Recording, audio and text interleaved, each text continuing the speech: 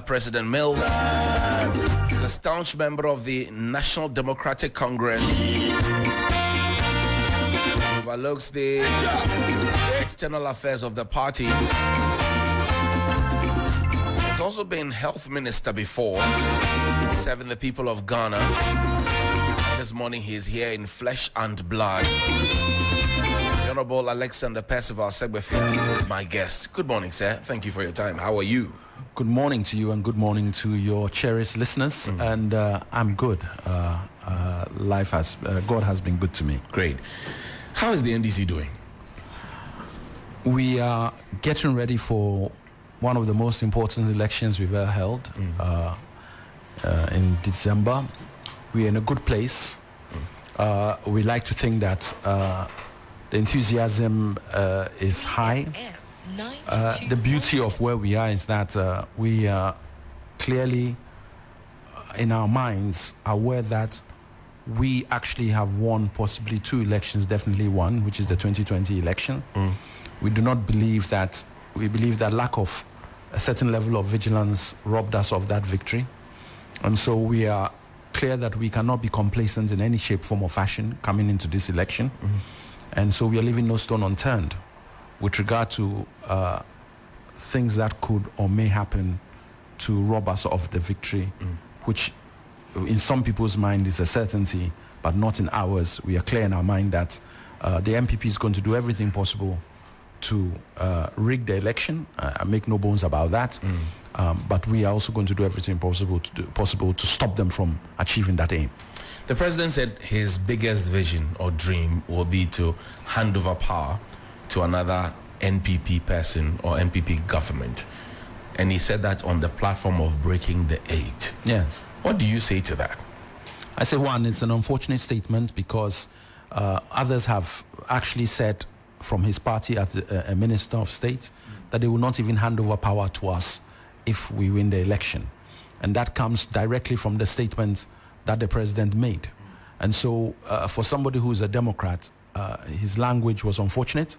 And the Minister of State, who Brian Achampong, who is involved in those type of statements, should have rendered a complete apology. Some of us even believe that, considering people who have been questioned by Yoko or the CID, his statements was sufficient for him to be invited to answer various questions as to what he meant by such a statement, because he's actually made a statement that flies totally against the constitution of our country.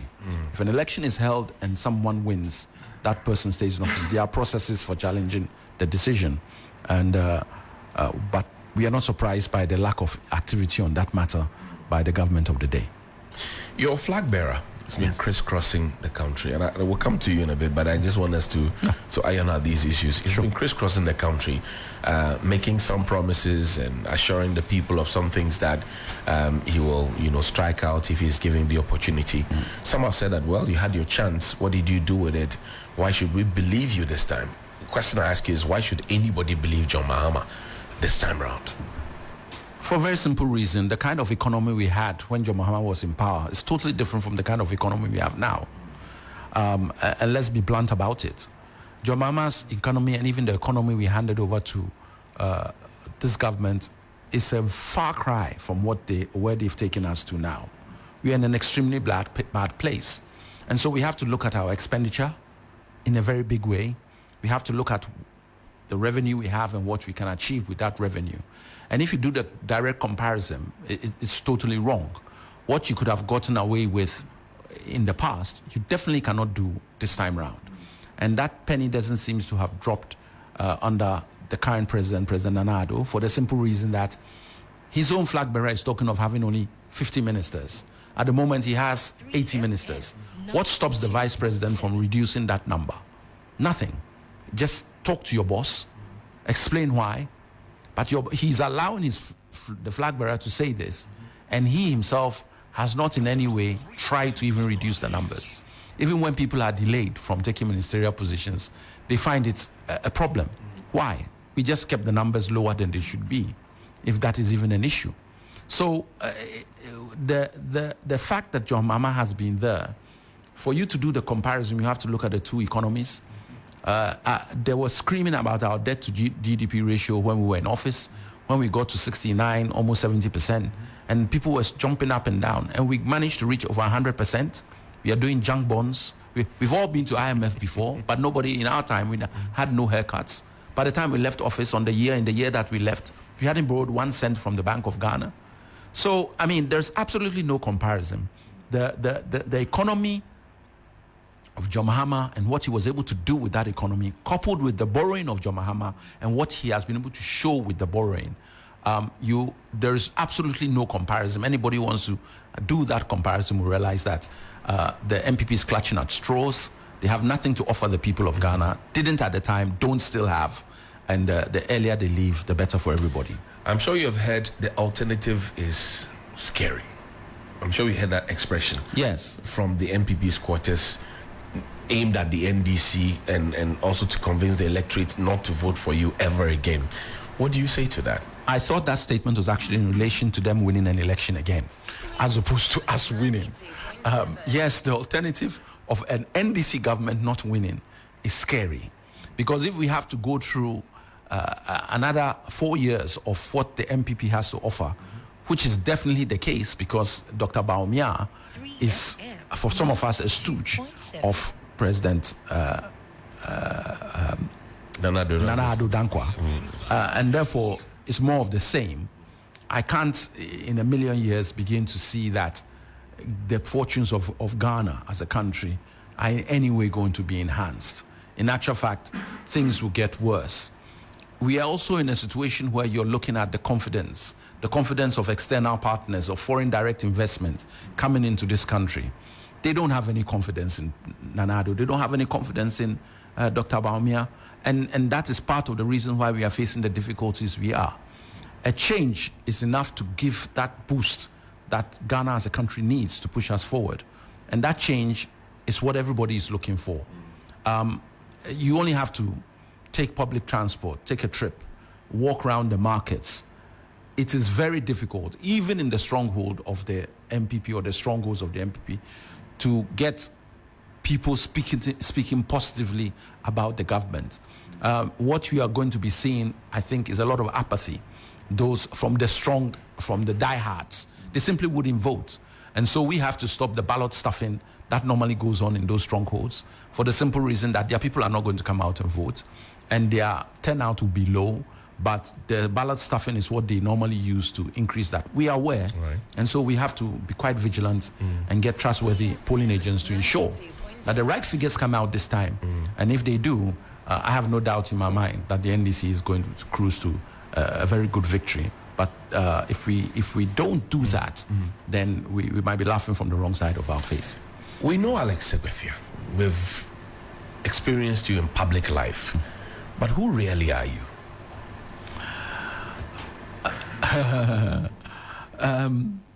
I'm actually not very loud. Even though I like to have fun, I enjoy company. Once upon a time in my life, I used to enjoy a lot of music, listening to. I used to be a sportsman, love my football, love my hockey, and to a certain extent, I still do follow. But the intricacies of the job that I do and where I am means that I do it less so than I used to. So I've now devoted myself to trying to give back to Ghana what Ghana gave to me. Ghana gave me a lovely country to be born into. It gave me a fantastic education. I went to both primary and secondary school here. I went to university abroad. And therefore, I think that it's important to give back to society, or to my society or my country. And that is why I've taken a lot of my time now is devoted to being a politician and trying to make a change where it matters. It hasn't been, and it's not an easy road to go down. It has a lot of challenges, and you have to be extremely principled to survive in the political arena that we have. So, but once your head is screwed on and putting God first before everything else, it becomes easier. So my faith has kept me going, and I'm happy about that. And that was taught me by my mother, of blessed memory. So I'm good with that. What was growing up like? Well, growing up was good. I mean, I had fun. Where was it? I'm one of the only. I shouldn't say this, but I will. I think one of the common factors I have with Nanado is that I'm still in my father's house. So I live in Tesano, and actually I've never lived in any home in Ghana except the home in Tesano. I see. Which I inherited from my dad. So if nobody's ejecting you, why are you in a hurry to go anywhere? Exactly. I mean, so I've had that fortune of actually born, bred, grown up. I think we moved. My parents moved into that house when I was between 3 and 6 months. They moved into that house, and I've never moved since then, except when I've been abroad working and getting an education. So that, and then I went to very good schools. I'm a product of Christ the King, which is opposite Flagstaff House, exactly opposite here. And then I'm also a product of Achimoto Secondary School. Okay. So I'm a Motowner, and I would not substitute my early life and my education for anything. I think that we had fun. We were exposed to things that many of the youth today, everybody believes that their youth is the best. But I think that when you do a comparison basis, we really had a good time. What was those times like? Ghana then was very different. I mean, when you got to secondary school, you were given a mattress, brand new, straight up. You didn't have to bring it. No. You were given a mattress. It was delivered. You got in there, depending on the term and the sports. Like in Achimota, first term we did cross country, we did hockey, we did volleyball or something like that. We had about 4 sports. So when you got with that very first weekend, first you get your mattresses, you go to the bursary, you get your school uniform, your shirts, your shorts, and we had a special school belt. You have your school belt, and then you also, when you got in, you got every house got a set of hockey sticks, a set of volleyballs, a net for the volley court, and so you were ready to go, basically. And in some cases, you got some textbooks, which were given to you, so you were able to read and do your own. You went through your own textbooks to live it. I remember at some point, one of the history books was Asian Times or something like that. It was called, and that was for history and other things. So some books you had to buy because you wanted to. They were easier to use than the ones we had. But basically, we didn't have those issues, and many of us were what's called beneficiaries of CMB scholarships, because CMB scholarships were given to the farmers' children, but because there was sufficient, they used also a grading system. So those that passed high enough at a certain level were also given CMB scholarships. So that was proper free education, where you paid a pittance for some logistic order, but you just went to school, basically. So it was a different time and a different ilk, and we had even in other schools, when we did intercore and we went to other schools, the facilities were totally different. Our numbers were manageable. You had classrooms. We had 6 classrooms for each year. Each form or year. Each year. And each classroom had maybe maximum 30 students thereabouts in each. So in any one year, you had about 180 students in 6 different A to F. So it was totally different, and this is just secondary school, primary school, same. And we used to go on excursions. They would take us to places like Akosombo Dam and other areas where we would go around and see. So my childhood was fantastic, lovely. And many people would listen to me and say, oh yeah, Dadaba, maybe. But we played our Chaskele. Are you a Dadaba? We played our Chaskele as well. Chaskele as well. So we were not totally Dadaba. We had Dadabarish. but you were down there too. We were down there too, you know. And we had the fortune in Tesano of a Penkwa school playing at the back. So we played a lot of football there and stuff. So, no, I have very, very, very fond memories of my childhood, and I wouldn't, like I said before, give it up for anything. I see. And I think it shaped me.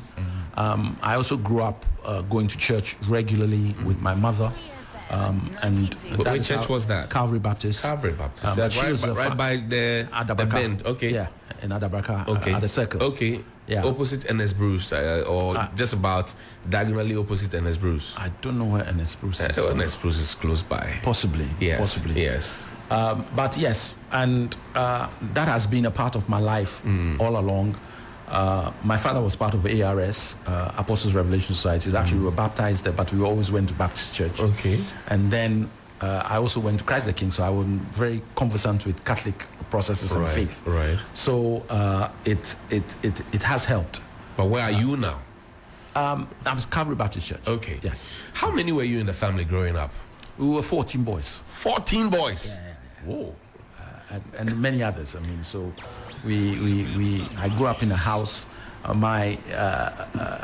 You wouldn't know the difference between any of our brothers because we all grew up in the same house. Right. So that was the one trait of my mother, bless her soul. Any of the children of my father who were brought home, she accepted. Okay. So with none of us, if you met us, you wouldn't know that we were different. I see. No, that's a good mother. Well, she was a unique individual. People say it, but my mom was she's exceptional. So you had 14 boys in one house, and you can imagine that's organized chaos. It was intimidating for anyone, and if you enter that house, you're in trouble. Yeah. Don't go and misbehave there. No. And I was number 2.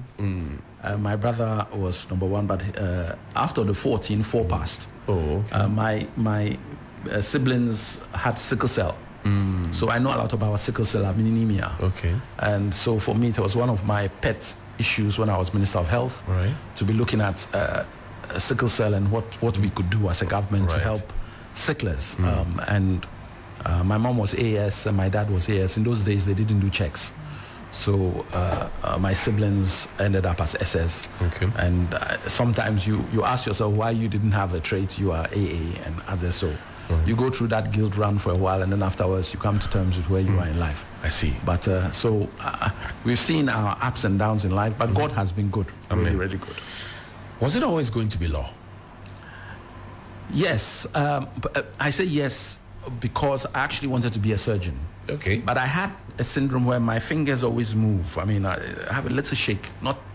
It's just, I think it's hereditary. My grandfather has it. Okay. My dad had it to a point. So I always assumed that I could never be a surgeon. And if I can't be a surgeon, then I didn't want to be a doctor. So I just followed strides into my father's footsteps. And law was the next, for me, what I wanted. But I made that decision actually very early on in my life. So I always wanted to be a lawyer. Was it a difficult thing trying to learn or read the law? No, I mean, there's no shortcut for law. You must spend time and you must read. I mean, that's what it's about. Right. So, I find that, and I'm a firm believer that if you are good at maths, most other things fit into place because you silos things. Your understanding becomes a little better. I may be wrong. I mean, but that's my... Well, it's okay. I mean, maths is organized. Exactly. You have to understand the principle, the formula, move this, put it here, move that, put it here. If you put this here, this is what happens. If you put that here, this is what happens. And a lot of things, even in the arts, tend to be mathematical in terms of how they work and how things work out. So that for me, I used to love maths. That was something that came to me quite easily. But the beauty of maths is that you cannot leave it. You have to work on it on a daily basis, and then it becomes easier or easy. So it's good. For me, that was good. So I found that reading law was not the concepts or the principles behind it. I didn't find difficult. Okay. But it's a lot of reading and a lot of understanding. So in terms of understanding the principles and how they fit in, I found out easy. So now you have to now add the by rote part where you must learn the name of this case that brought that and this principle. So but beyond that, it's a fantastic profession, and it's a meeting of a challenge of minds. I've always loved court appearances because you really have to be on top of your game to make a difference when you appear in court. And you must be on top of your authorities, and you must clearly know what the process and procedure, because you deal with cases, one on process and procedure, and then you get to a decision made on this, but you might not even get to the decision making if your process and procedures are wrong. So you have to be a master of both. And what would you say was your biggest moment in your practice of the law? Biggest, or the highest moment, if you will? It's difficult to. I had the fortune of having to present a case in the Court of Appeal in the UK and Ireland. For me, it was an education because when I appeared before the judges, I did my presentation, and then they started firing questions. And believe you me, it was 3FM. It was an experience of knowledge. And after they asked me the questions, and fortunately I was able to put forward my thought processes on the issue, it then became the turn of my opponent. And simply put, they shredded him because of the nature of the argument and the questions. And then all of a sudden I realized that my questions they had asked me was a precursor for what they wanted to deal with him on. And that was a very important, because for me that was pure law at its best. And it had nothing to do with any extenuating circumstances. It was, and the knowledge, there were three of them, and the knowledge that they exuded based on their length of practice was, for me, exhilarating. And I had the fortune of appearing on other occasions in the Court of Appeal, but that very first experience is what stays with me. And it makes me love the law even more. When it's practiced in a certain way and there's a meeting of minds. And that's why, actually, and it's not because he's part of my party, but I love listening to good lawyers like Chachu Chikata. Right. You see, a grasp of the law is just a beautiful thing to see. If you're a lawyer, when somebody understands his art and is actually, first of all, doing the written part and then doing the advocacy, is, for me, that is what, as a lawyer, you want to actually achieve. And so it's no longer, yes, you get paid well or you want to get paid, but that for me gives me a buzz. Right. It gives me a rush. What do you say about the concept that, look, we need to open up our law schools so we can have a lot more people coming there and not complain about the fact that, we don't have too many lawyers, we need lawyers to deal with this case, that case, and we do the region on region analysis, and then you find that, some regions have more lawyers than the others, and some more people want to go and read law, but the facilities are small and they can't get a lot more people in there. What do you say to that? I think that, first and foremost, do a comparison of what happens outside in other countries and jurisdictions, and then look at what happens in Ghana. It's like law cases affect people's lives.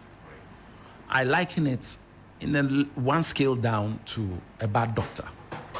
If you have a bad doctor, people's lives are lost. If you have a bad lawyer, people's livelihoods can be lost.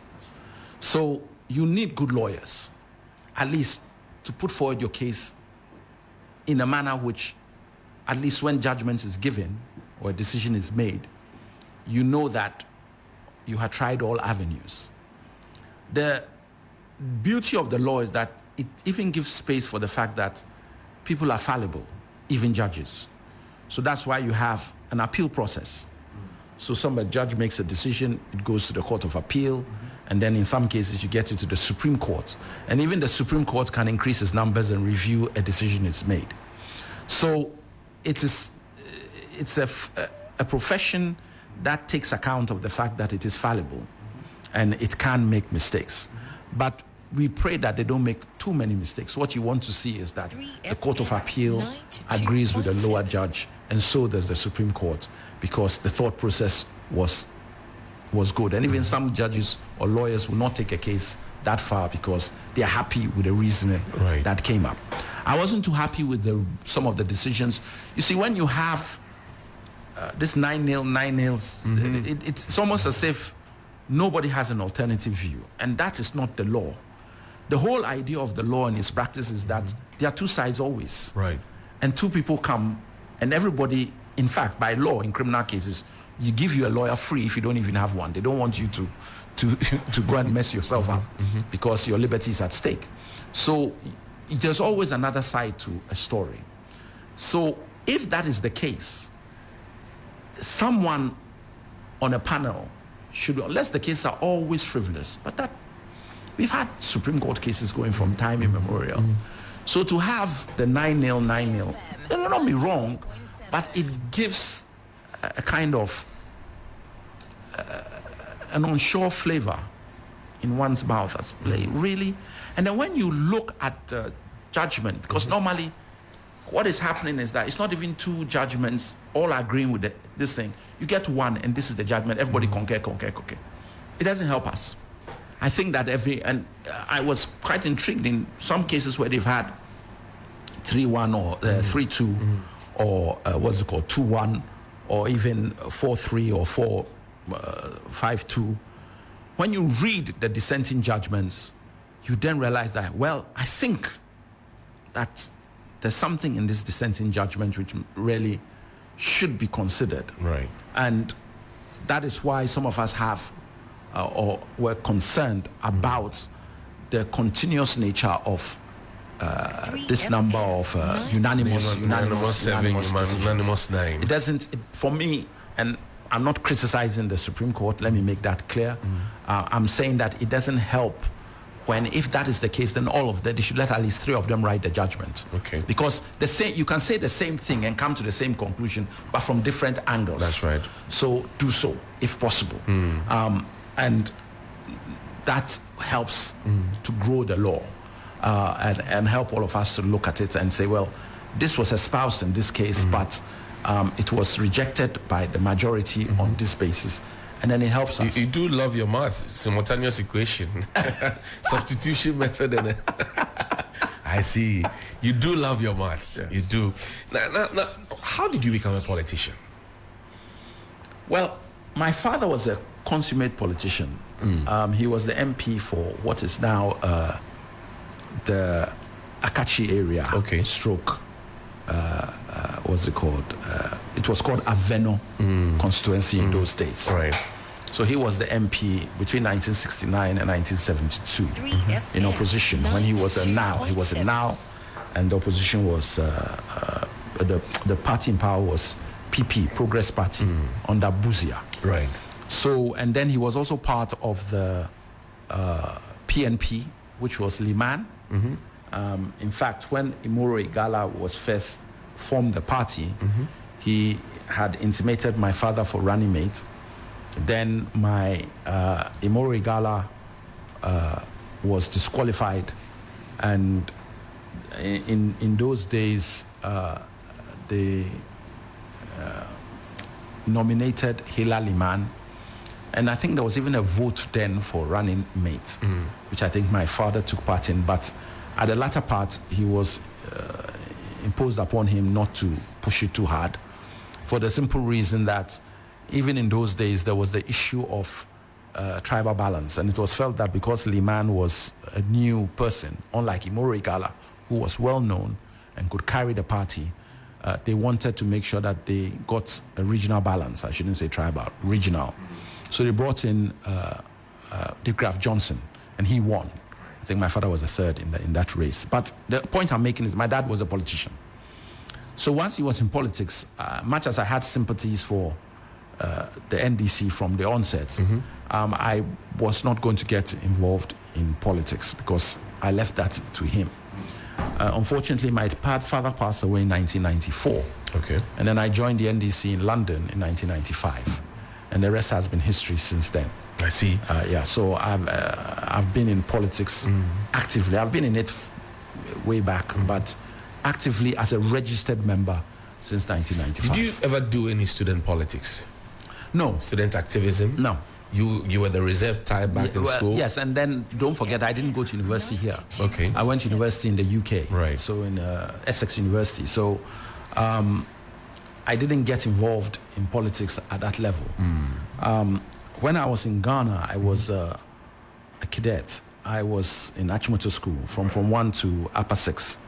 So I had been involved with the military for a long time. And Recce Regiment was in charge of the cadet corps in Achimota. Fear not. Yes, exactly. So I got to know a lot of the senior people then. Right.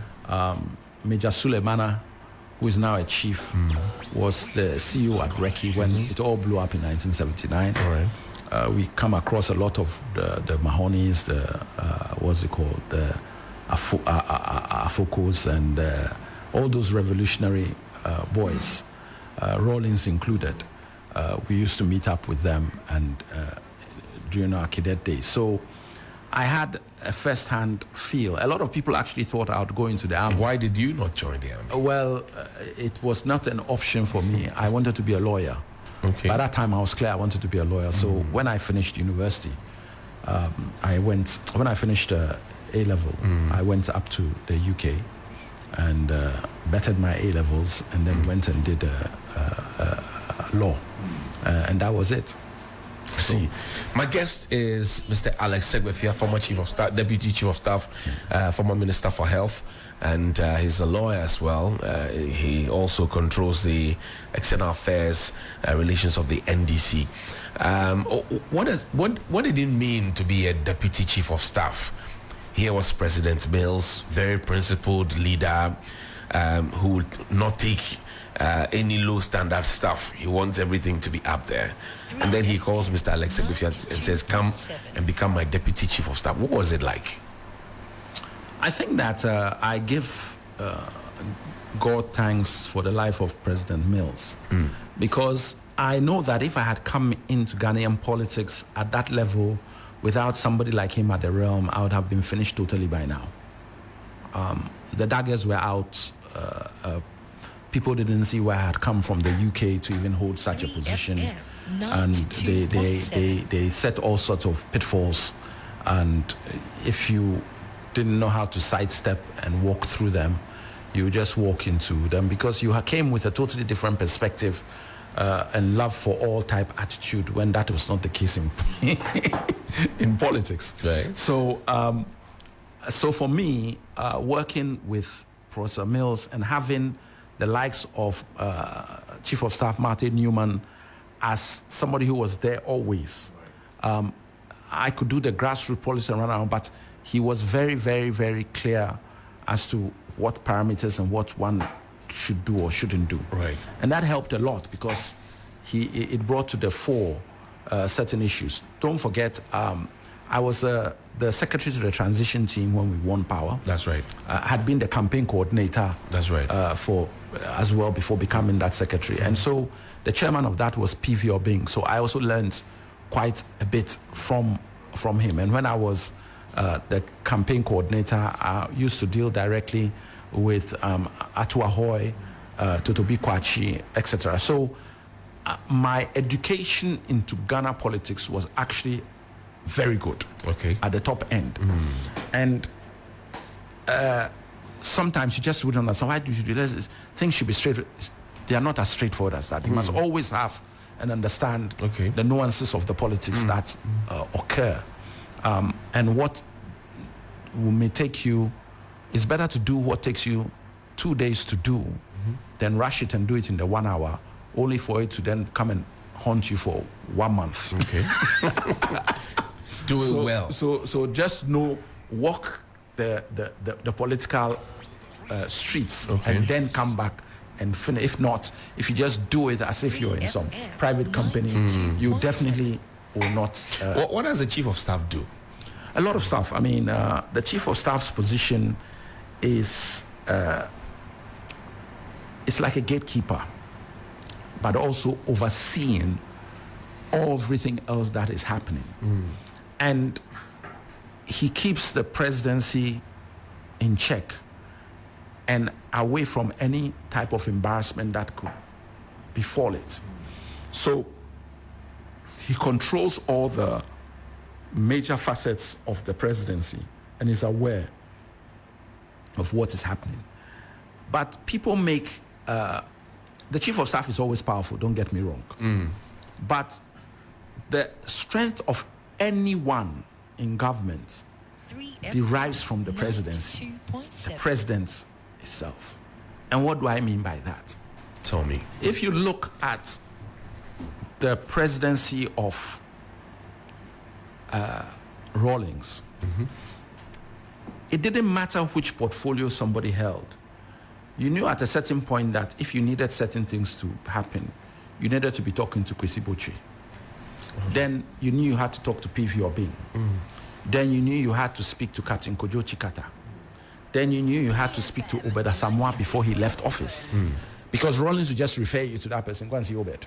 And Robert was not the chief of staff. Right. It was the longest serving chief of staff in this country has been Nana Atudazi. And he was a proper legal technocrat, very knowledgeable. When you want to know something, go and see Nana Atudazi in governance. But in terms of the power play, different people become powerful regardless of their portfolio. Okay. At one point, under Kufuor, it was like it was Jake just after the election. Quickly, it shifted. I think Elizabeth Ohini came into the picture at some point. Right. Then it shifted, and when it got to Impeni, it stopped there. And he was the one who just drove the whole machine at that point. Under Nana Addo, Freema is there. But everybody knows that if Gabi says no, it's no. I see. Yet he doesn't hold any portfolio. Right. So power and position are not synonymous in politics. Let's be clear. Power and position are not synonymous. No. You could hold the power, The position, but you not have the power. Exactly. And that is where a lot of people get it wrong. So depending on how powerful they saw one chief of staff because of what he did, Right. you might say, oh, another chief of staff is not doing his work properly. That's not the case. People act differently depending on what their leader wants and how he wants to put things in place. So some leaders want just, if you like, a technocrat who can manage the day-to-day affairs of the office. And they leave the politics to somebody everything else. is in pristine order. Yeah. And let the people play politics. Some people too want juggle everything together and run the show for me. Exactly. Okay. So it's a myth that, oh, when you hold this position, why? Obed was foreign minister and attorney general combined. Right.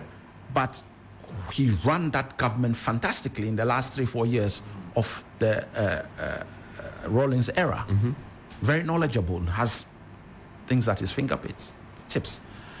And the trick about it is always to have able people to work with. That is the strength of any president, your choice of people. So Martin Abidu being a deputy attorney general meant that Obed could partially go to sleep on some issues because he knew to be dealt with. Right. Martin was there. So he concentrated on other things. And Martin would still, I should say honorable Martin. Yeah. I shouldn't call him Martin. We are not mates, he's my senior. Both in law and in age. So that is how governance works. And a lot of people don't. So you can't say, for example, that this chief of staff is better than this chief of staff. No, in different regimes they do different things. So if people want to run, you say, a poll on the chief of staffs from in the Fourth Republic, Nanato Dazi here, Kwame Pinim there, Martin Newman there. I would say, for example, or Julius Deborah, and then Fremont Parry. You disagree? Couldn't do that. You would create a problem. It's this classic scenario of, was Maradona better than Pele? You understand? It's a nice argument and everything, but they played football in different eras, different times. The rules were slightly different, etc. So you can do some comparison, but it's not the same. How does everybody know that it's Gabi? Gabi is the one who is powerful. Because he says that, look, I'm not in politics, I don't hold any power, I'm not closer to the government, but everybody keeps mentioning his name. Well, if you go into the water and you see a frog swimming, you shouldn't say that it's a fish. It's a frog. This is a frog swimming. It looks like a fish, but it's not a fish, it's a frog. It's not, and it can come out of water and go back in, but it's a frog. So if everybody knows that this is, if you want something done, this is where you must go, or if something is going to happen, why? How many times has Gabi not tweeted things that are going to happen in government, even though he's not in government, and the thing comes to pass? So, I mean, there are so many reasons why people say Gabi. And he'll be saying, "But now, Alex, why have you done that to me? Leave me alone." But Gabi, that is the truth. That is where we are.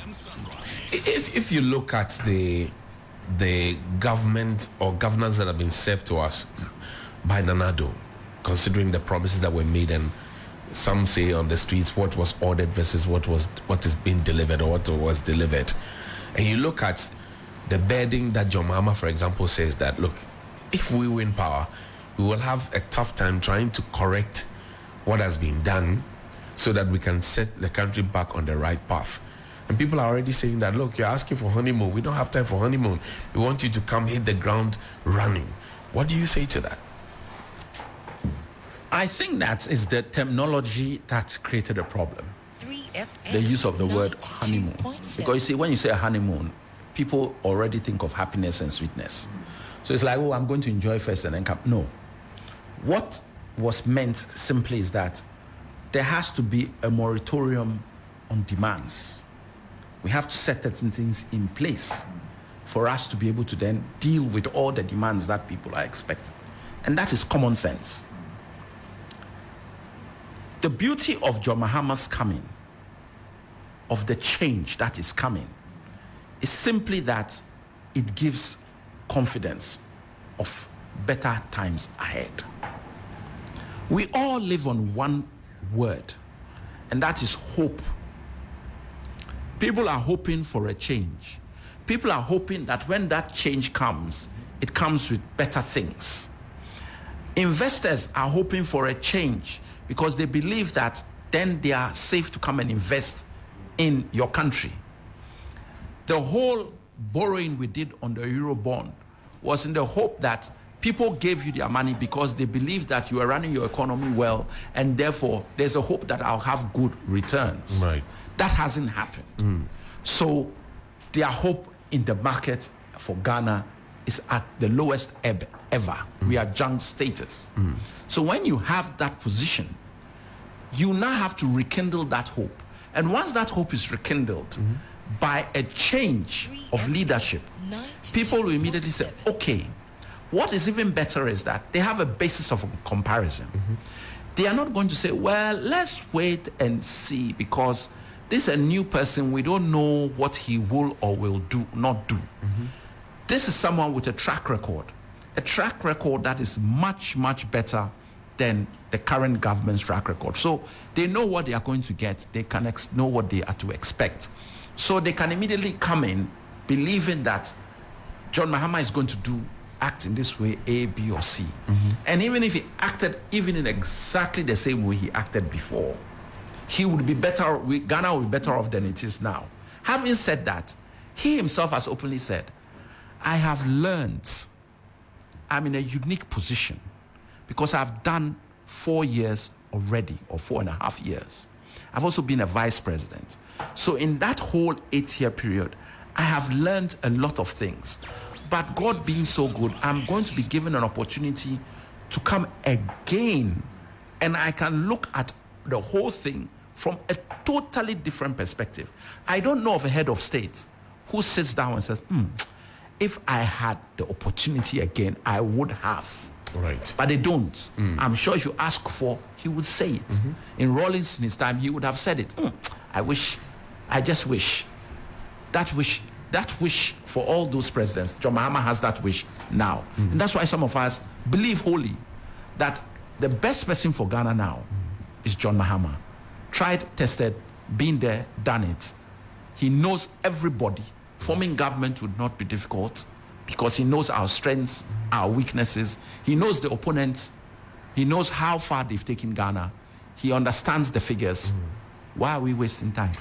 Is Professor Jenan Opoku-Agyeman the best person to pair with John Mahama for this vision that you just painted to us? Yes. Why do you say that? You see, one of the issues, as I said, is about confidence. And the reason why Ghana is struggling is that our integrity is at the lowest ebb ever. Our credibility, our corruption position, you need to have a face at least of someone who people can trust in terms of their credibility factor. She's high, she's miles ahead of many people. So when you put her there on the credibility score, you either match her on the credibility or you're below. You don't get any higher than her, as far as I'm concerned, on credibility. She was in one of what some will call the, for want of a better phrase, lucrative ministries. People that want to go into it because of this man.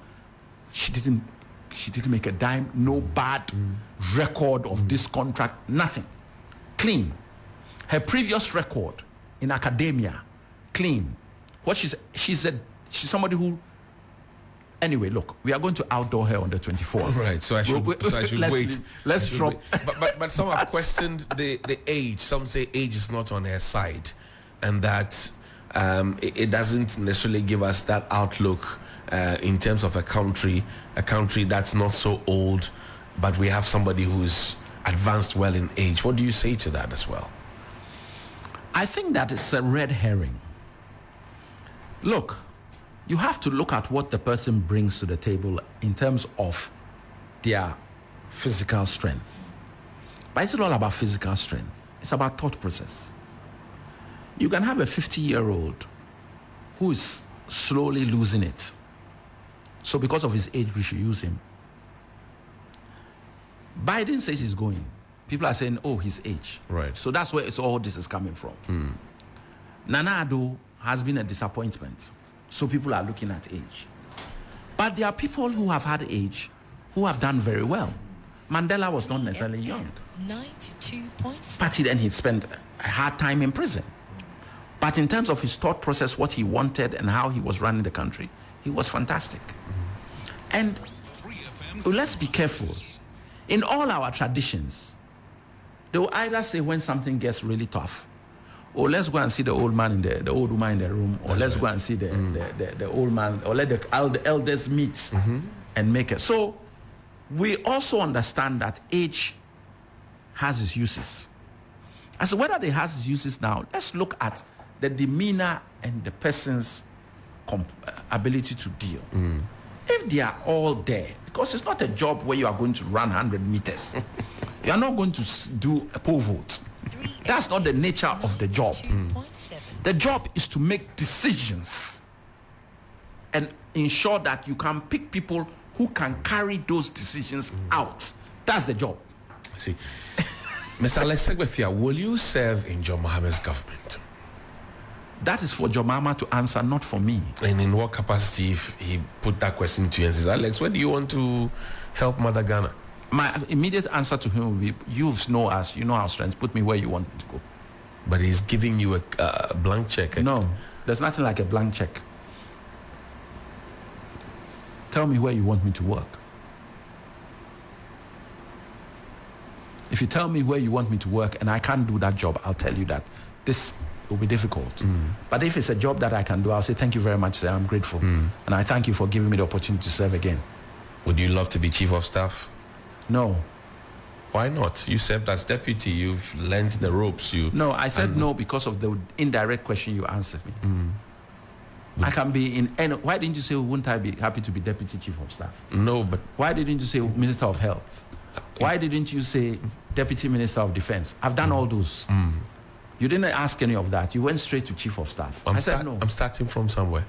And I'm answering you from there. Okay.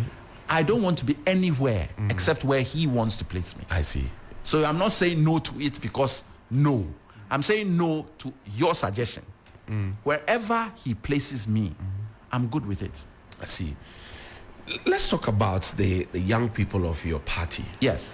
We see a lot of young participation these days, and I look at the last national elections that you held, a lot of young people putting themselves up for positions. Does it gladden your heart, for example, that you look back and you say, okay, there's another generation that can take over from us? Do you believe in them? Yes, I believe in the youth that are coming up, the enthusiasm. What we try to do is to guide them and caution them as they move. Youthful exuberance we've all had before. So we are sometimes in a better position to say to people, Bojidi, take it easy, go slow. And sometimes they listen, sometimes they don't, but that is youth. So I'm clear in my mind that if where NDC now is very good, we have a lot of young, upcoming people, even in the national executive, across the region. The youth are very vibrant. They have a lot of expectations, and sometimes you need that to be able to move things. And some of us easily get stuck in our ways. So change is very difficult for us, and sometimes you need to change the status quo. And the youth are good at that because they have no fear, and they believe that this will be better for us. They are not always right, because I also say that there's very little that is new in the world. Most things have been tried and tested. And so you have to know what happened when you did something in whichever country or wherever, what the challenges were. You need to do the research, which is a very important aspect of developing when you are young. You must read. You must really understand. I always encourage people to read books, especially the Kwame Nkrumah books, because it gives you an idea of that some things are not new. They just come in a different guise. Your beloved Ameri, yes, it has been renamed, to K1 TPP. Yeah. What do you say? Well, that is pure politics. Politics at its worst. You insulted Ameri. You know, let me put it this way. Ameri was such a bad thing. Okay. You came and met it. You said this was a bad contract. Blah, blah. Okay. You then renewed the contract with more favorable terms for others for a longer period.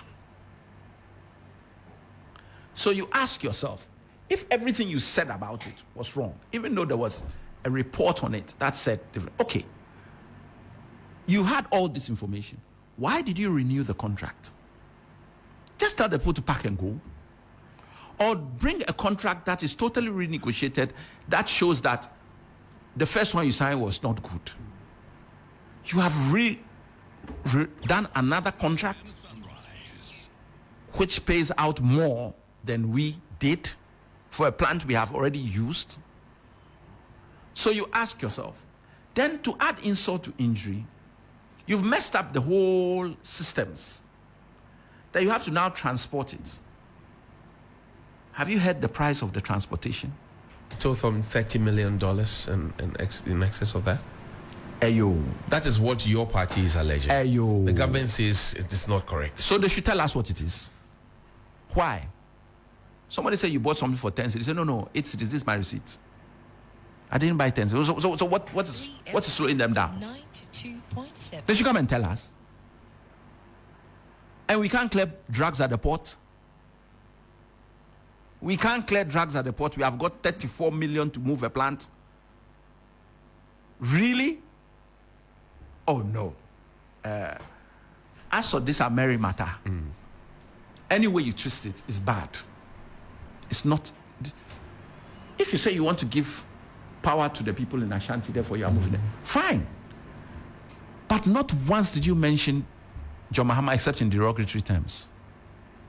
What crime has John Mahama done to Nana Addo? What do you know? I don't know. It's a picture. I don't get it. This is not a personal game we are playing. No. It's about the country. Especially when you have done worse than the person. I don't get it. Why? Simple matter. When Mills came, he met a road that was almost complete. He finished the road. We call it George Bush Highway. He called Kufuor. That's right. My friend, you did it. So I'm going to cut the sword, but come and join me so that Ghana knows that we are one. We went to Bui Dam. Same. No difference.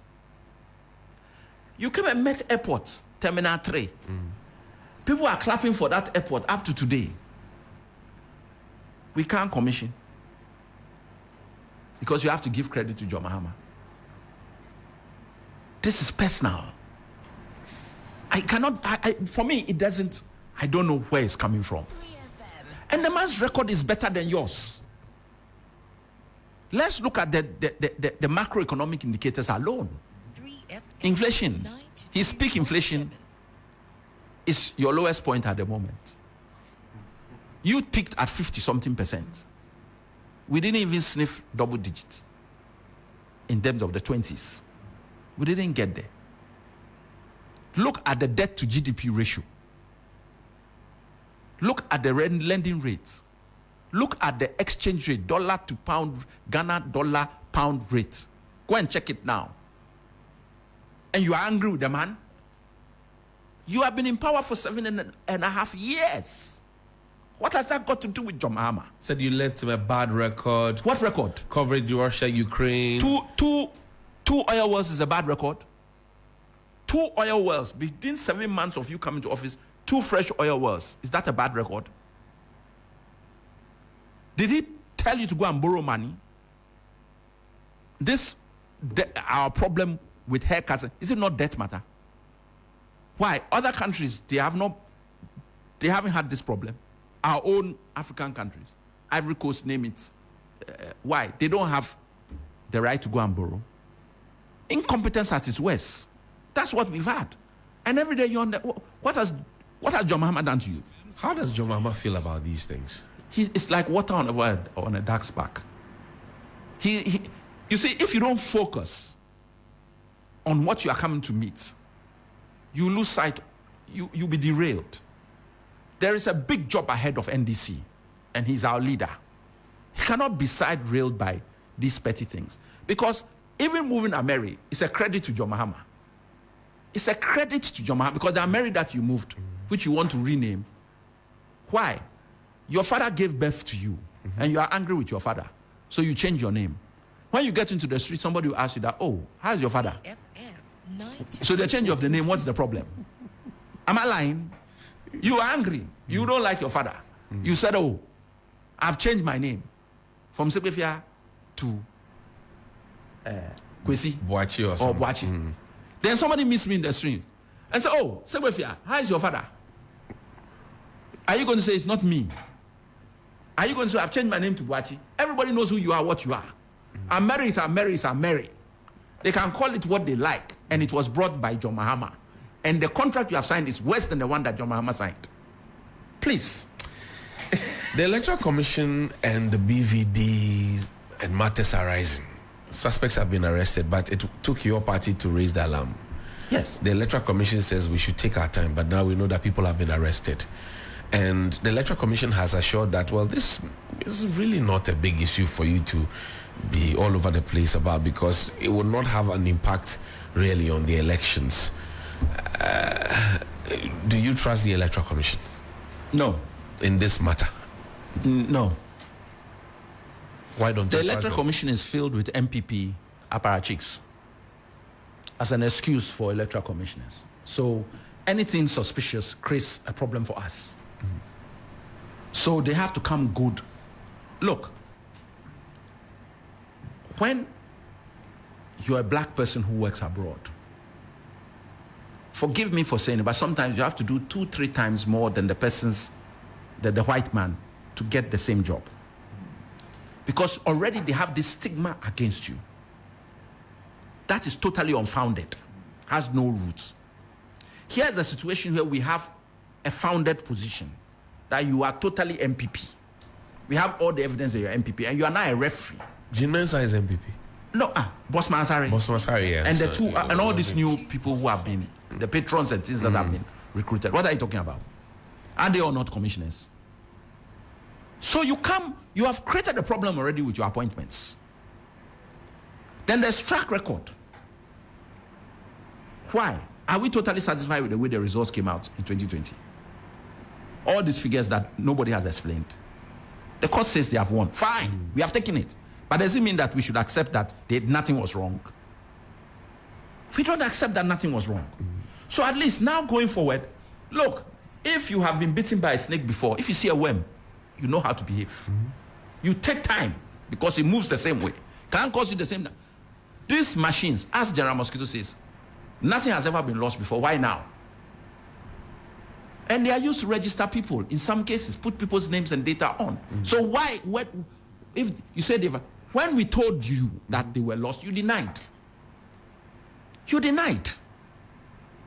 And now you are saying there's nothing to it. Why did you deny it? If the thing is lost, we came to you, we said it's lost. You say, no, it's not lost, there's nothing. Then you say it's only laptops that were lost. Then you change it and, oh, no, now BVDs are lost. Please. Their suspicion has been created by them. And when you have MPP apparatchiks there, we want a complete audit. We want a complete audit. It's not the first time it's happened in this country. Is that what will cure the yes the fears we have? Yes, and the fears? They should do a complete audit of the They will registration. conduct the audit, or somebody else will. An independent party, please. Independent group. It has happened before. Why is everybody? It has happened under us before. They made the request and it was done. Codeo says you need to provide proof and stop this. What proof? Haven't they admitted that the thing is lost? What proof? They denied it and they admitted it. Isn't that enough proof? What, we should wait for the figures to be changed before we say, oh, this is what happened? Please. Please. Which independent body do you think is qualified to do this? At the moment, we have just an independent accounting firm. Finish. Can be done. Why? So that we have all the big boys here. So that you are happy that that everything is okay. We did it in our time. People are talking as if we are asking for something that is miraculous. It's been done before. Why? MPP did ask for the same when they were unhappy, and they got it. Why is it that when we ask this over, we are asking for too much? Why? What's going on? Have you been satisfied with the Peace Council? No. Why not?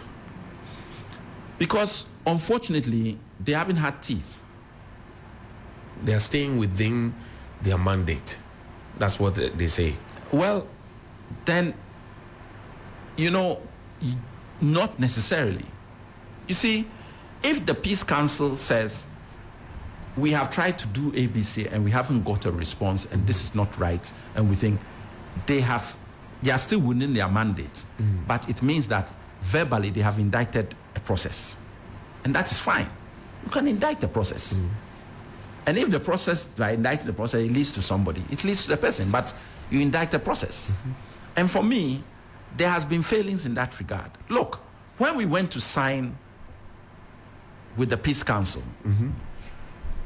the Peace Pact, in terms of vigilantes, etc., there was one group that didn't sign, and that was the government. And yet, the majority of the items that had been put in the Peace Pact were to be implemented by government. MPP signed, NDC signed, civil society organizations signed, FM 92. other government, and we said government sign so that we know that you are part and parcel. Government never signed. As far as I'm aware, they haven't signed. And who was responsible to sign? Government. Represented by who?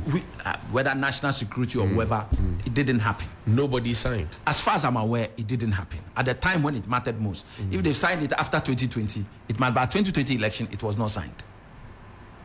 You're back at IPAC. Yes. Are you happy there? Depends on what the definition of happy is. Well, I mean, you left because you were not happy about some of the things that were happening there. Yes. And now you are back at the table. So far. So we are waiting to see how it goes. It's a premature question. It's too early to make an assessment. We have shown goodwill. We have come. We've made various requests. And we want to see how those requests are dealt with. In the 2020 elections, there was an introduction of the regional collation centers. Yes. Would you countenance that in We are against it. 2024? We are against it. The Electoral Commission says it will help with the fast transmission of the results. The Electoral Commission should understand that the returning officer is the Electoral Commissioner. She should deal with all the final collations, the 275 of them. So the regional collation centers must go. Actually, they can be even be deemed to be illegal. Explain, please. The regional collation centers cannot collate and then send her this thing. She must get the collation from each of the constituencies. Right. And have her people collate it and give her the figure. I mean, her office does it. She is the returning officer. That's right. The regionals are sending her, their collation is coming to her. And then she's adding regional to get the figure. That, for me, is wrong. But then she said that, well, we want to do this quick and fast. So all 47 constituencies in the Ashanti region put together and then take to one source. So when that I can Afarijan and Charlotte Osai were doing elections, didn't we get the results? What is quick and fast? Didn't we get the results in the end? Well, I mean, there's a time span. If you are within the time span, what are we talking about? Why are people making it like somebody's rushing somebody? No, there's a time span. If you get the results within that time, fine. So what is this? I'm rushing. You rushed, and for the first time in our history, you declared results, and you have to come and say that they are wrong. So what is the rushing doing? To create disorder for us? You rushed, and then gave results, and then came back and said the results are not, what I gave is wrong. I didn't take account of this. And then on the computer, the figures kept changing. Please, why are we rushing to? I'm not saying take 1 week. I'm saying there's a time. Do the work, get it sorted, and bring out your results so that you can, when they ask you a question, you can answer. So move fast. We are not saying that, but what is this extreme haste? To call. I've said I'll call it in 48 hours or whatever. Why? Is that the time that the Constitution has given you or we've all agreed on? No, I agree that the earlier the better. If we are all agreed and it comes out in 1 hour, there's no problem. But if we are not agreed and there are certain areas, you deal with it. Why? For me, anyway, look, she's the returning officer. That's right. She should collect all the 275 results and give us. It has been done in the past by others. Why this difference? You say time. You are the one who did it first. And you are the only one whose results came out and there was a problem. So has it helped or has it not helped? 92.7. Well, are you surprised that yes, this Jean Mensah, who was at IEA, who was giving all the fantastic ideas for electoral reforms, is now in the driving seat and you're raising all these issues? Yes. Are you surprised? Extremely. That this individual who headed a very important institution, with all the research that was done, and then now this is what is happening. Even the reforms she signed, all the reforms, she signed them. She has been an integral part of change. And we loved her for that. And that's why even when people were talking initially, we said from where she's coming, she will still be able to implement, even though the back door that they used to bring her was wrong. the basis of removing Charlotte Osei is questionable. But okay, you've come, you have all these reforms. We are talking of reforms, and now all of a sudden, all these reforms are no good. Hello? There is a problem. You were instrumental in the change. It's different, they brought you from somewhere you didn't know.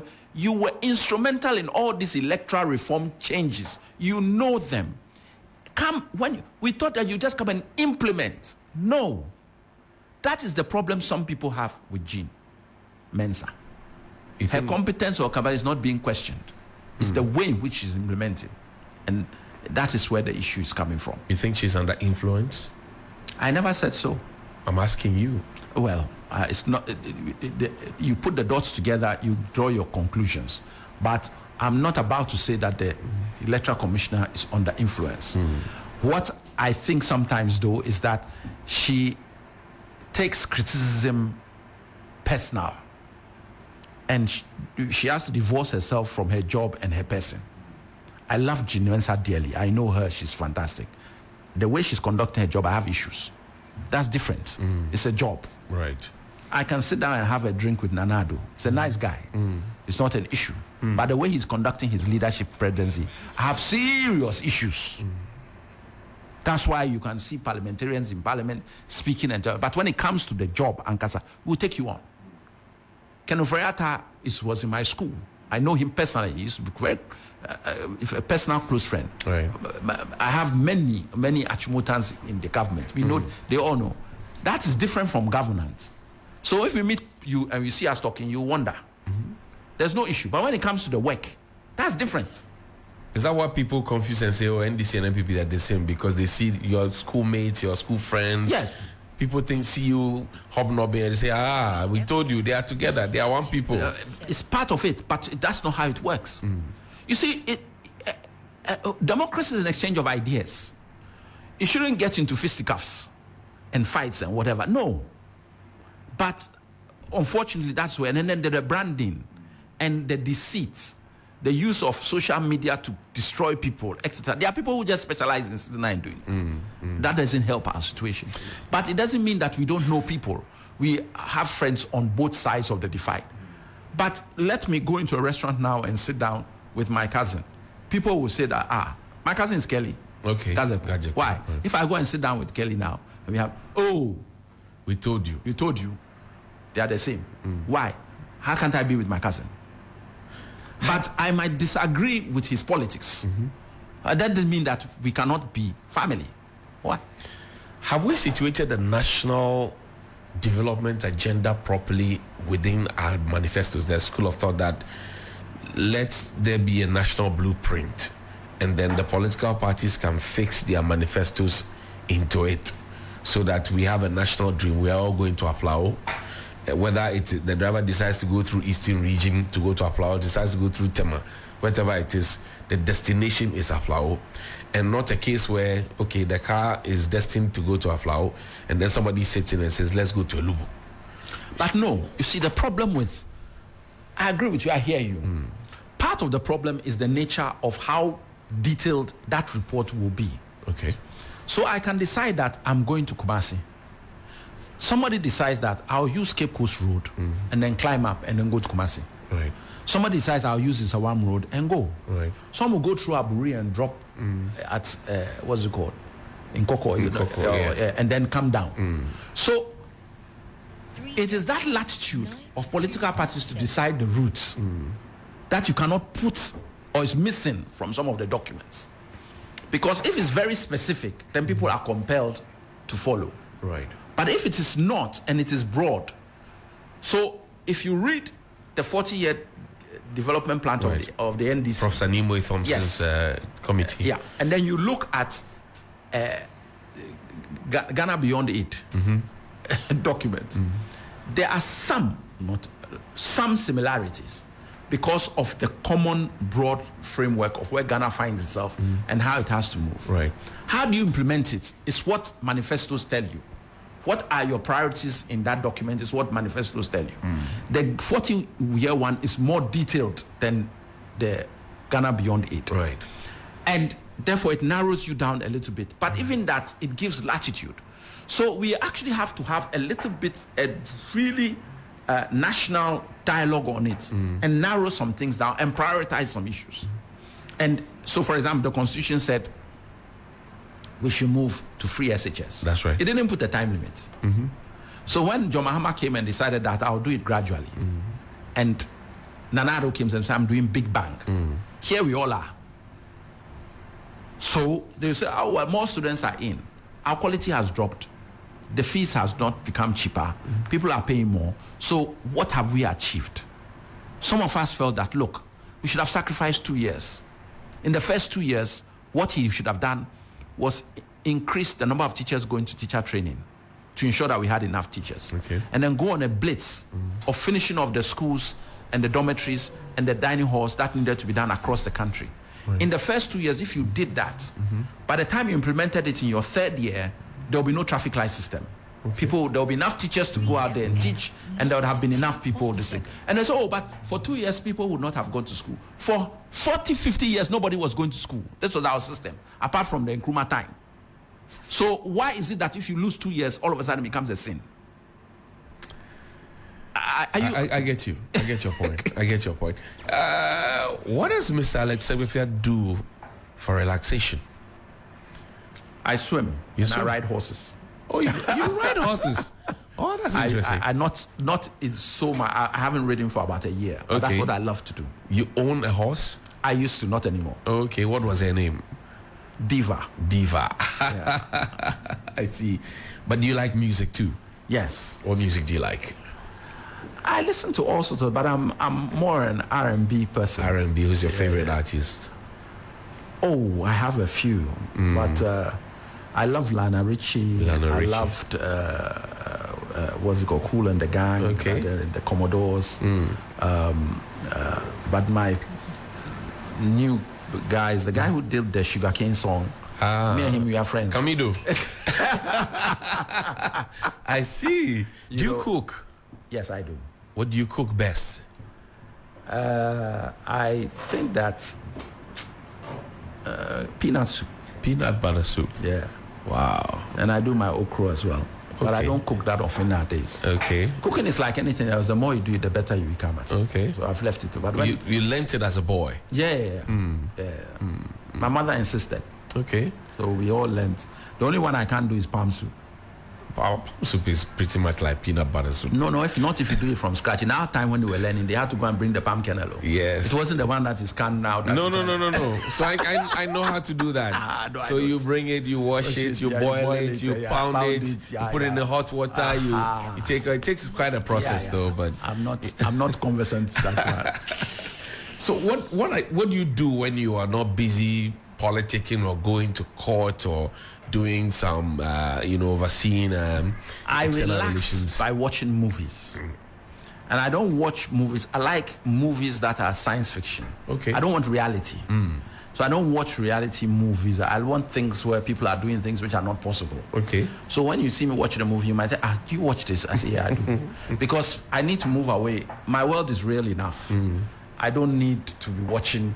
So I enjoy things like Harry Potter and all those type of because for me it's just a different dimension and I'm good. I'm good with that. And I like to watch a lot of African magic movies. But I'm disappointed now because they don't do a lot of the movies in the village setting. Most of them are now city boys. And when I put it on and I see that a car, I've turned it off.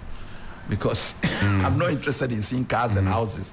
I want to see the village type people in their distant talking and the costumes, the way they dress. So I'm more into the African magic, but more I like the old time.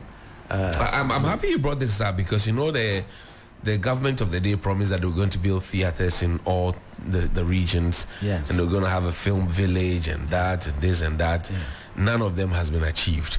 Yes. What's your pledge? Does John Mahama have anything for people in the arts? John, you wait for our manifesto. I should wait for it? Yes. There's something in there? I believe so, yes. Okay, I hear you. It has been very comprehensive. Like, it has been comprehensively done like the manifesto, People's Manifesto, like the last one. This one is the only we were aware of the constraints of funding, and we are aware of the promises the president has made of finishing off existing projects. So there's so much we can do, but we believe that it's a good manifesto. When it comes out, we can have this conversation. Yeah, I'm finding sugarcane is sweeter. There's a dance that goes with it. I don't know the You dance. don't know the dance? No. Well, you said he's your friend. It's my well, I haven't watched it. No, you know how to do this. And We are managing. it's a Gen Z thing. It's a Gen Z thing. Yeah, you're in tune. What is it like coordinating the affairs externally for the NDC? Well, we started off in a very big way because of the potential for ROPA. So it was important that we brought to the fore our international chapters. We call them chapters. And it has been they already exist, but we had to galvanize them, bring them on board, make them an active part of what's happening in Ghana, getting them to understand, because a lot of the time they have their own ways and how they see things based on the countries they live in, and so on and so forth. So it's been a very interesting journey, and we have very good numbers across board. We've been very cagey about talking about it because it's our opponents always want to know how strong or how weak we are, as the case may be. But had ROPA been something that was real, we would have been waiting and ready for them, so to speak. And so if ROPA had been activated, you would get a big constituency out there voting for you. Yes. And I think that, the belief was traditionally a lot of the people out there, because of historical reasons, have backgrounds from the MPP stock. But it was becoming increasingly clear that their numbers are not what they think they are. And a lot of people have jumped ship. And you have a younger generation which are aware of the things that are happening. They come home, they see what is going on, and they even get in touch with us and say, how can they join a party, and they want to become NDC members, and they are not happy with what's going on in Ghana, etc., etc. And so the homecoming has also helped us indirectly, because they love Ghana, they want to take part. A lot of them are children of people who had been there and are coming back home. So it has been an eye-opener in this position. We have a lot of work to do to bring our people on board, for them to understand what is going on. But they also have to be vessels of or receptacles of information, because when you are brought up in a different environment, you immediately think that every environment should be that way. Right. And that is not necessarily the case. So they get frustrated with the slowness of how sometimes we operate, which is a genuine concern. But also, they don't understand some of the cultural norms and the fact that we have to go through certain processes to get to a certain point. So having said that, it's been very good, and we have a lot of chapters. They've been very active, very supportive of the party, and they are now becoming more and more an integral part. What do they think of the burger tax recently announced? We haven't gotten into them yet on that, but I don't think the feedback has been good. But I think a lot of people are not clear how it works. Okay. So till such time that it is clear how it works, the reactions have been, it's when they start contacting people perhaps that people will then sit up and say, where is this from? But for them, most of them who just come on holiday and go, I don't think they are affected directly. 180 days, accumulated 180 days, then you'll be affected. Exactly. But then, so if you're looking forward to your members outside coming in to come and mobilize support here and all of that, interact with the people, and they end up spending more than 180 days, so accumulated 180 days, they pay burger tax. Exactly. And that may discourage them from coming. Well, up to a point. 180 days is, what's it called, 6 months. So 6 months, very few of them spend 6 months. The numbers are very minimal. Except the person is coming with the offer of a job, or is come to set up his business. Right. And in that case, the person is come to spend money, so he doesn't earn an income to be tasked at that stage. So I don't know how many people that net is going to catch, but I don't think people understand it yet until they start making contact with people. Because I think a lot of people think they're exempt, and that is why we are not getting. But even just on common conversations, a lot of people just feel that it's not right. But we'll pick your thoughts finally, but let's activate the phone lines. Let's see lots of messages coming in for you. 055-924-2717 and 055-691-0154, 055-924-2717 and 055-691-0154. Please call us. Your guests, not just mine, your guest as well. Mr. Segbefia is here. We got a first caller. Good morning. Hello, good morning. Yes, sir. You and then Mr. Segbefia. Good morning. Good morning. This is Isaac calling from Afinium. Go ahead, sir. Yeah, I would like to ask Mr. Segbefia a simple question. I think he can really help me out. Okay. With this burger tax that Johnny Hughes just asked. I saw the mention of 180 days, but I don't understand the concept about it. Okay, I think that's a GRA question.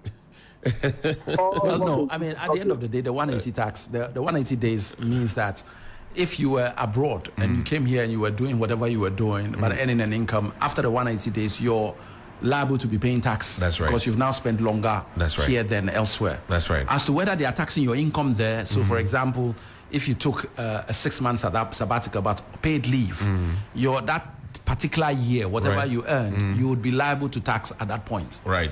But if you're unemployed, then so it means they have to write to to the tax office there to see whether you were earning an income, and for that particular year they can tax you. Great.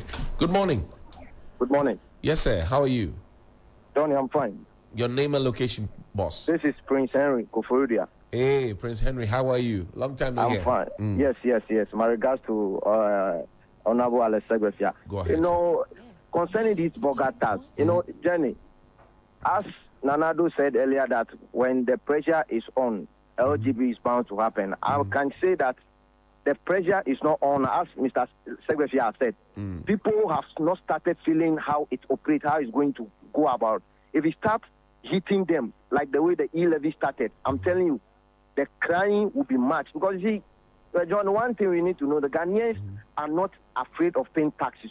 Right. But the question is what the taxes are being used for, what we are using our taxes for. That has been the question. Because if I'm paying tax and my road from Kofodia to Botifos, it is deplorable. I cannot access the Botifos. Why should I be paying tax? Thank you. That is the question. Thank you very much. Good morning. Assalamu alaikum. Wa alaikum salam wa barakatuh. Kosami, how are you? Oh, by His grace. Talk to me, sir. Thank you. Good morning to Mr. Segbefia. Yes, sir. Thank you. This man, I really like him because of the way he has played it to Ghanaians. And anyway, he's very, very, very, very cool and, very, very good person. I have been with him during his days as a deputy chief of staff. Look, my suggestion, it's about suggestion because the NDC, we have to make sure we do things the right way. My suggestion to Alex Segbefia is, at the constituency level, I belong to a constituency. The president is going around. Hello? Go ahead, we can hear you. Make it snappy for us. The president is going around engaging. But if you come to the constituency level, please advise the constituency. They should also engage. Community level engagement. Stakeholders engagement at the community level. It's very, very important. So that it won't be waiting for the president, the flag bearer to come before all of them follow him. Okay. Everybody wants to take a picture with the... I think your point is made, Kosami. Thank you very much. Constituency engagement. Good morning. Morning, Johnny. Yes, sir. Yes, common sense. Common sense, Nungwa. Talk to me. Yes, I have only two questions. Okay, One, quickly. Ask Mr. Segbefia that when we, the people of Ghana, vote is passed into power, what will they do about the constitution of Ghana? That's the first one. The second one, what social security are they putting in place so that when we retire, our life will not be miserable, so that they, the politicians and their family, will continue to enjoy the wealth of the country. Thank you very Those much. are my two questions. Grateful. Good morning. The Johnny. The Papa. How are you, my brother? I am greater than One more Accra. time. Yes, sir. Talk to me. Sir. Greetings to Honorable Alex Segbefia, my Yes, man. sir. How are you, sir? Is he around? Yes, he's around. How are you? I'm very well, thank you. Alex. All right. Charlie, the way things are going, we are winning. We are winning, and we want them to do more Okay. to galvanize the grassroots so that victory will be ours come 2024 general Thank election. you, Kick Pam. out these liars from power. Thank you very much. Very much. Good morning. Yeah, Johnny, good morning. Yes, I'm morning, sir. How are you? I'm greater than Accra. I beg, this is a long compassion. My home regards to Mr. Alex Segbefia. Yes, sir. Okay. You see, there is always this thing I have to always applaud the NDC of. They are educated, they are decent people. You see, he came in and no matter how you provoke him with the questions, he was not derogatory. He was not, somebody was mentioning names and all kinds of stuff. Insulting Akufo-Addo or mention anybody's name. He was decent, responsive. And you would have a feel like he knows about what it means to be a good politician. Not like the other parties. Okay. And this is what we the youth we want to learn. This is what we the up and coming we want to be abreast with that. This is what politics is about. It's about education. Thank you. It's about solution solving. And you see, it's nice. So tell him that I applaud him a lot. And I cherish the way he conducted himself this morning. Thank you very much. Sir Alex, okay, I'm going to look for trouble for you. First question is okay, let me patch this one in there. Good morning. Good morning, Johnny. How are you? I'm fine. I'm good. I enjoy your conversation this morning. Thank you. Your line is not clean at all. Can you get me? No, you have to call back, please. Sorry. So the first question is constituency engagement. That your flag bearer is going around the country, but when it comes to the constituency, it doesn't see much, and he wants the constituency executives to also engage. What do you say? At the moment, it's on a fact-finding mission, which is over. It's finished. Right. And that was to just get views of what they feel should be in the manifesto. So that is why he was engaging. It was more to hear from them and not about him telling them stuff, even though he did make some comments at various places. Right. Then once the manifesto is launched, then we go into full campaign where we go to each constituency to tell them why they should vote for NDC based on our manifesto. Right. So it's a two-stage process, but he has a different point. He's saying that when the president is not even on campaign, they should be having constituency engagements. And this is something we should get the regions to know about and the constituencies to be doing. So with the good advice, we'll pass the message on. What would you do about the constitution? The constitution, we were the ones who have always championed change of the constitution. It was under Mills Mahama that they sent up the Constitutional Review Commission. They came out with their white paper. Had it not been for a court case, we would have implemented. By the time the court case was over, we had, I think, a year or 10 months to an election. Right. It was felt to do it was not the right time. We should go to an election and then come back and deal with it. We went for the 2016 election and we didn't win. We expected this government to do it. The view of this government is that constitutional change should be done piecemeal and not fully as we had anticipated. And so nothing much has been done. We have pledged that when we come, we will revisit the document and we will look at it and we will bring about constitutional change. Social security for the young people, so they have something to hope for in the future. I wasn't exactly... the caller made me laugh a bit because he was talking about when you and die. your families... when they die. Shan't we die too? We shall all die. You and your families will be chilling. No, on a more serious note, social security is something that exists based on the wealth norms of your country. We have, the closest we have to it is the SNIT. SNIT, and also for those who are on the lower end, the welfare money that is paid out Leap to what's it called, the needy. But these are just subsistence monies to keep people alive, so to speak. So I'm clear in my mind that it's something to look at. But first, let's fix the economy. The economy needs to be fixed first. Right. You can't give what you don't have. And I'm clear in my mind that there will be some provision or some build up to how we do it. You build a fund and then you take from it. But we must fix the economy. If not so, even when you do it, it's worth nothing. It's been good having you here. Your closing thoughts, sir, in a minute. Well, thank you very much for the opportunity and thanking all the callers and all the supporters. I just want to say that Ghana is in a bad place. We need change. And it is important that the change should come through the ballot box on the 7th of December 2024. I'll urge everybody to vote for John Mahama. Tried, tested, and has demonstrated clearly that he's a statesman. And we are ready now to govern the people of Ghana once again. And I thank everybody. May God bless us all as we go on about our daily chores. Mr. Alexander Segbefia, this is something that I'm sure you like. Yeah, something that I'm sure you should like.